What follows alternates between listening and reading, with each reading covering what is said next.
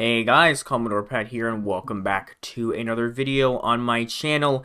And, I was originally just going to upload an SG video, but the audio didn't record on two of the separate videos I tried to record. So I was like, you know what?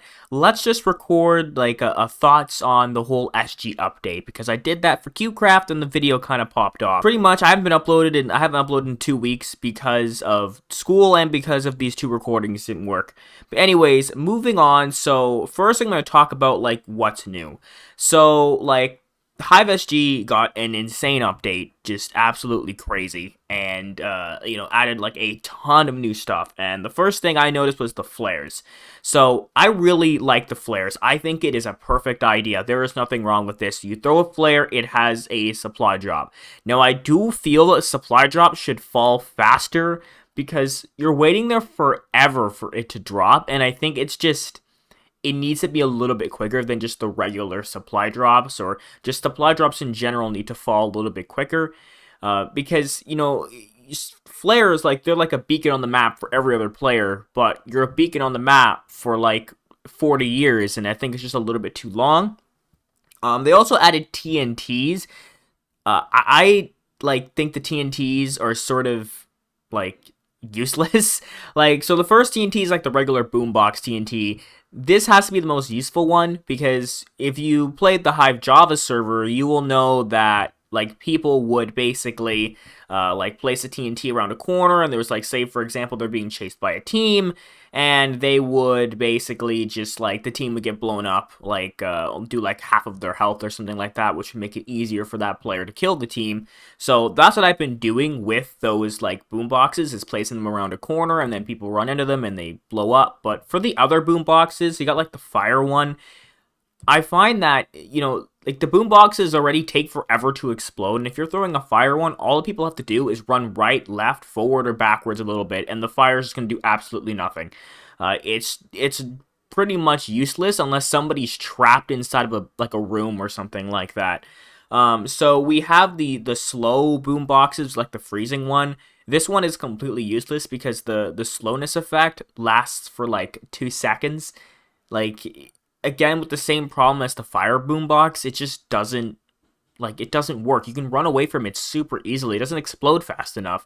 So even if you do get somebody in it, it only lasts 2 seconds, and for the most part, you're not going to get anybody in the slowness boombox because they're just going to run away from it. They can run straight through it. If you throw it back at them, they're just going to run straight through it, and nothing's going to happen.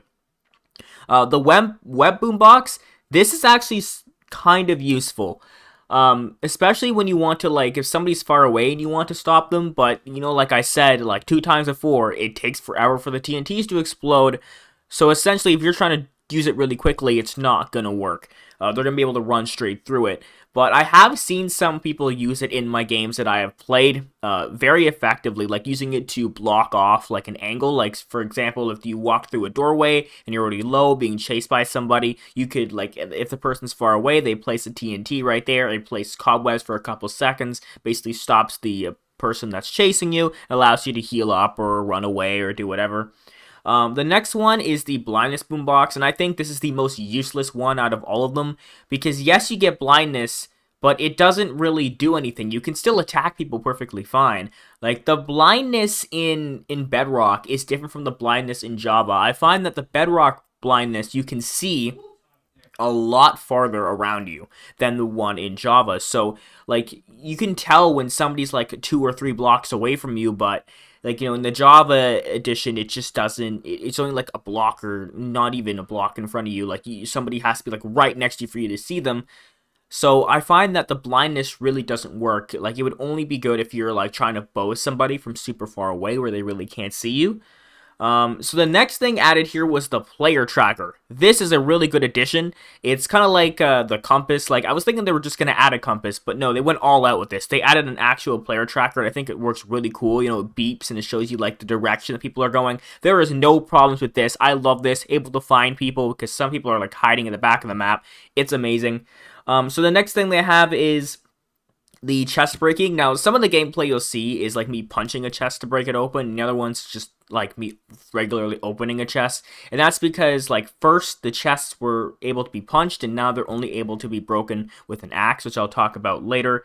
But I think the chest breaking overall is okay because the Hive really doesn't have a chest refill, so you're basically like you don't have to worry about like having no chests around for refill because games don't last that long.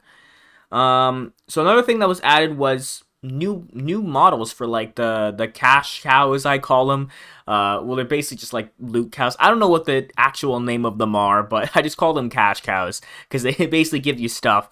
And like change the model of them. They look pretty cool. Like it's not really much of a needed change, but it's still cool nonetheless.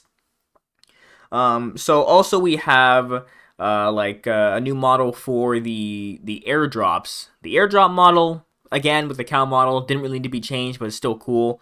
I don't think there's any other models that were changed. I could be wrong though. So moving on to the next thing is the launch pads. Now launch pads are really cool, but I don't really find much of a use for them because most of the time I don't need to go on top of a building.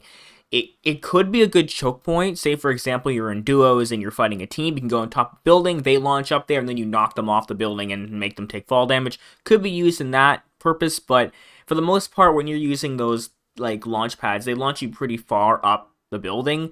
So essentially, you don't really have that like angle to knock them off because they're already like right next to you. So the next thing here is the teleporters.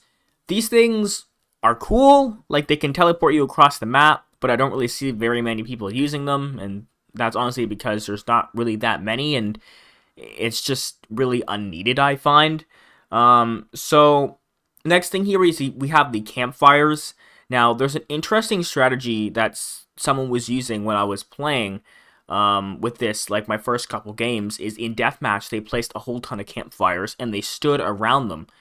And he was able to tank so much damage from me that we were trading hits and he won with 7 hearts because of his campfires that were healing him as I was attacking him. So that's a really interesting strategy with the campfires in deathmatch, but you have to be near them, and if you walk on top of them, you do catch yourself on fire. But like it's a really cool addition, and I think it's something unique, something you haven't really seen in SG before. And honestly, like even though I don't really find myself using it that much, because for the most part, when you kill somebody, you get like 4 hearts back, and you don't really need to use the campfire. But if in cases where you are low on health, it's really good to use, and in that strategy I just explained, it can be like very beneficial. So now I'm going to talk about the balance changes and give my opinions on those. So first we have the chest tiering. Like they changed the chest tiering where like the chests now like they always give you like a piece of armor in tier 2s. But honestly, the tier 1s and tier 2s are the exact same still. I don't understand why they have tier 1 and tier 2 chests. Like you could just make it so that here's your chest, and every chest just gives random stuff, because the tier 2s are no different from the tier 1s. Like, it's not like you go in a tier 1 chest, you're finding leather armor. It's like, tier 1 chest gives you chain armor, tier 2 chest gives you chain armor. Everybody has chain armor. It's like, it's basically like there's no point in going for roots that have a lot of tier 2s on them, because basically everybody can get the same loot everywhere. Like, you kill half the lobby, you're gonna have the same loot as somebody who camped the entire game. And I think that's just the problem with the chest tiering in general on Hive SG, is what's the point of having the chest tiering if all the chests give the exact same stuff? Like, you basically don't have to do anything the entire game, and you're going to deathmatch with the exact same stuff if you're just running around the outskirts of the map. So, things like that I want changed. Like, it's just, I don't understand the tiering system on the Hive. It just doesn't make any sense to me. So the next balance change was like the chest breaking with an axe, which I already talked about. Like pretty much you can like break it with an axe down with some of your fists, which is cool. But like I like the fist breaking one better because like you could loot chests very quickly, and I found that you get loot very quickly. You're able to kill more people and stuff like that. So I feel like the chest punching was just overall better. So the next thing is say for example you knock somebody off the map into the void. When they die, their gravestone is teleported to your feet. Thank God this is a thing, because the amount of people that have jumped off the edge so I don't get their iron armor is actually really annoying. So thankfully, people can't just jump off and, you know, be petty and not allow me to get their stuff. So the next balance change was reduced arrow stack size. I never really noticed this anyways because I never really get enough arrows to do a lot of damage. Like I get like 5 for the entire game, and most people don't really use bows in general in SG, I find. So that really doesn't affect me. They also did increase the rarity of the boom boxes, which I was like, okay, like the boom boxes are really kind of useless anyways. I don't really see anybody using them, so increasing the rarity of the boom boxes really just doesn't affect me at all. They also increased the rarity of the tracker and flares. Now, I agree with the flares because like I was getting like 5-6 flares a game, and it was crazy. And I could place them all at once, and they changed it so you can't place them all at once. And they reduced the amount, so I'm only getting like maybe 2 flares a game, like 3 at the max, which is like, I like that because everybody was going into the deathmatch with like full iron and stuff like that, which is okay, but you know, just off of flares alone, again, like people don't have to go around and kill people for their armor. They can just like find 6 flares, place them all around, and just get full iron like off like the start. So that's kind of annoying, and I'm glad they reduced the rarity or increased the rarity of the flares. They also increased the rarity of the trackers, which I don't agree with because I just want to find people and kill them. And I think that games would go by even faster if the trackers were just like the same as they were. Because, you know, what's the problem with finding people, especially with the chests giving all the exact same loot? Everybody is going to have the exact same things in the game for the most part. So finding everybody just doesn't really make a difference because you're going to have an equal fight regardless. So next thing is the hunger depletion rate increased. I'm a fan of this because the hunger on the Hive SG just, it makes no sense. Like you can regen when you're at like more than like 1.5 hunger bars down. Like it's like, what's the point of having food, right? You know, for me, like I always eat food in Hive SG because I'm just used to eating food in SG in general. It's just like muscle memory, but you really don't have to. You can run around the entire game without food and just kill people, and you'll be fine because you'll get food back and you'll get hearts back when you kill people. So I'm glad that food is somewhat useful now because it's just like there was no point in having food. It was just like this useless thing in your inventory essentially. So the last thing here is the teleporter cooldown. Thank God, because I was playing a game and essentially this guy, we were playing like cat and mouse with teleporters because he would just keep going through them. And I was like, thank God there's a teleporter cooldown so I can actually kill people instead of them just hopping between teleporters.